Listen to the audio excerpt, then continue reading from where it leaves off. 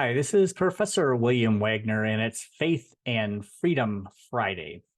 I want to begin today with the tragedy at Michigan State University. Our hearts go out to the victims, their families, and all those impacted by this tragedy, including the first responders and the healthcare workers who were there immediately and right on the scene. And so I do want to address that, politicians are already out there politicizing what happened. We don't have a political problem. We have a sin problem. There is evil in the world. As Jesus prepared to leave the earth, he understood that grim, evil days were ahead for those who would follow him as Lord and Savior. He desires us to be prepared for the really hard, evil times like this tragedy. And Jesus reassures us that we can withstand and overcome the tragedies of the world. He says, I have told you all this so that you may have peace in me. Here on earth, you will have many trials and sorrows, but take heart because I have overcome the world, he says. We can trust in that truth. And we are seeing revival, for example, break out at Christian campuses around the country right now, including right here in Michigan at Spring Arbor University. So evil may have its moment, but Jesus is the answer, and he has overcome the world. And so rest in that truth and then get up, and as he commands, go.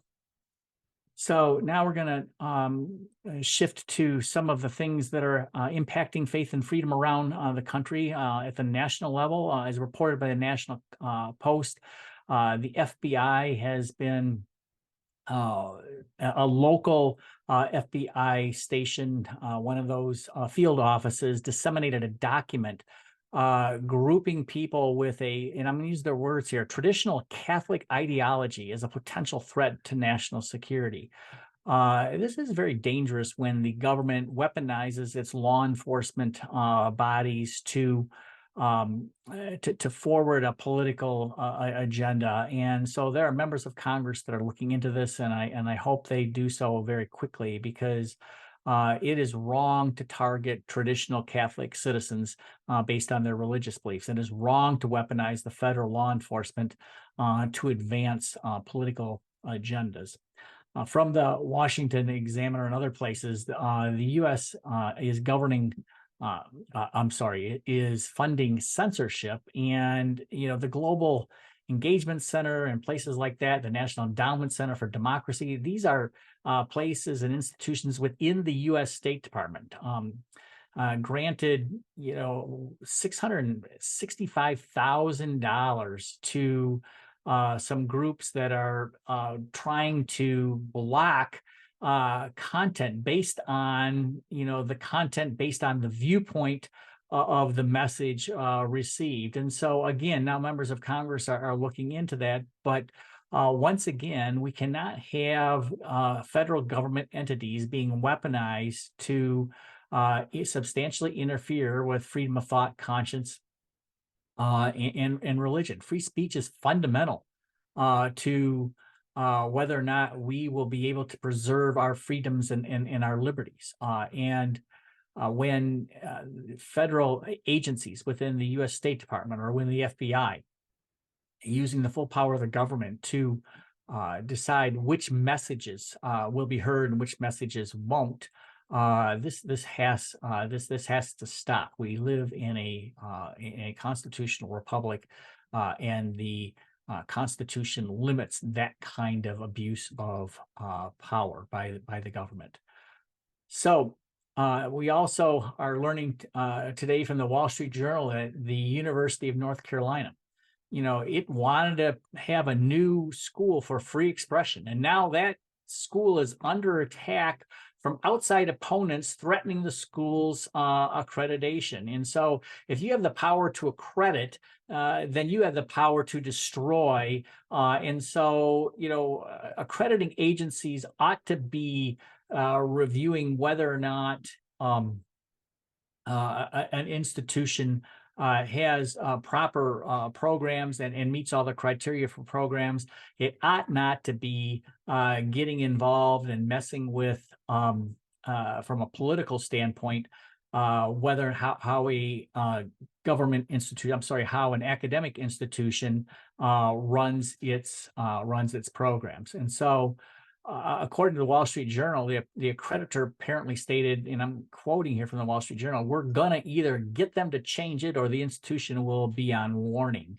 And again, if you've got the power to accredit, you also have the power to destroy. And so now the accreditor is saying they haven't reached any, final conclusions or anything, but accreditors they ought not to politically mess with university governance. They just ought not do that.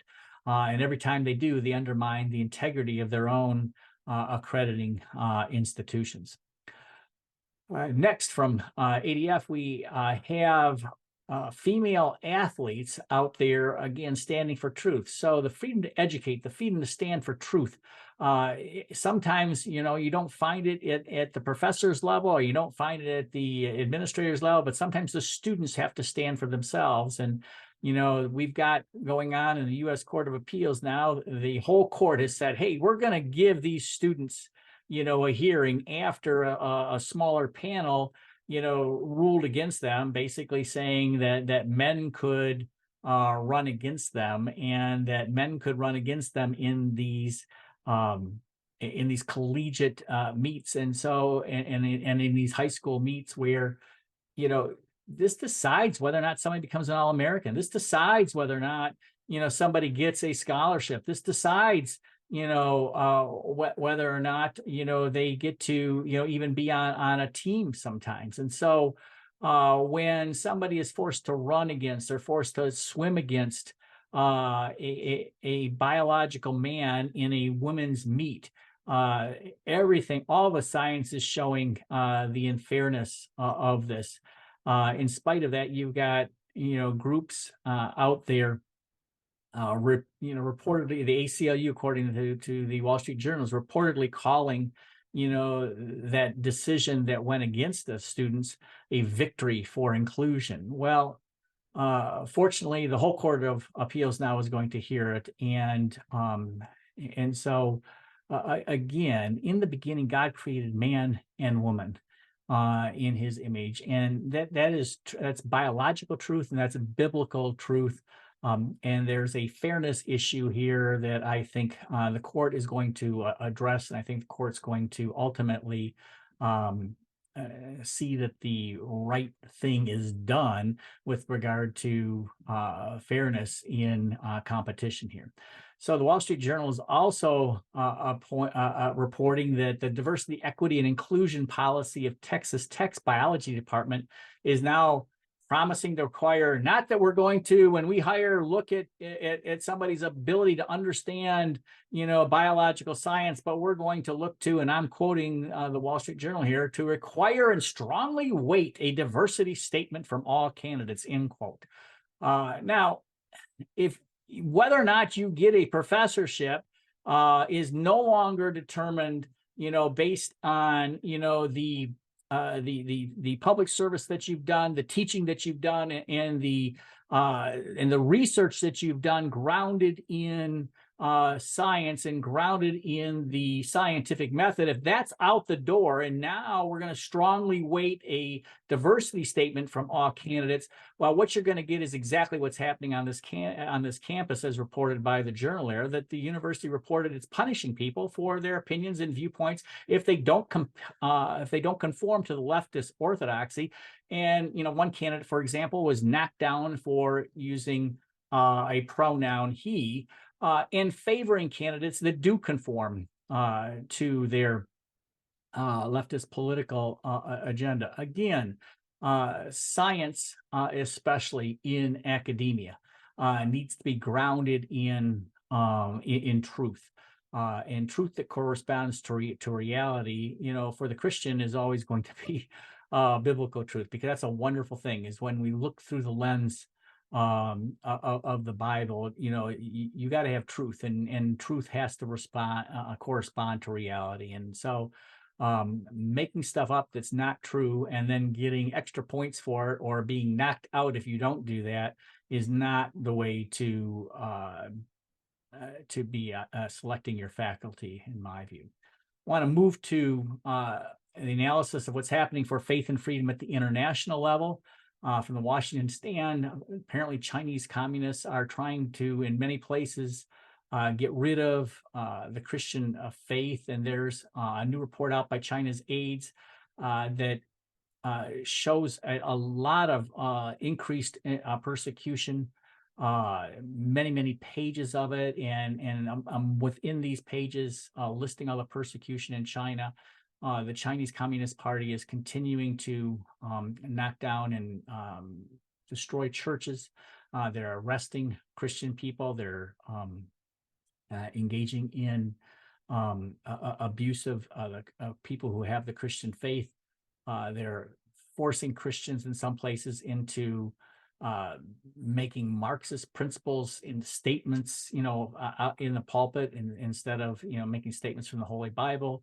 Some clergy have disappeared, according to these reports, and believers in the Christian faith have been stopped from expressing their faith and their sincerely held Christian beliefs, online. So pray for those facing that persecution now, and pray for those that are having the courage to report this.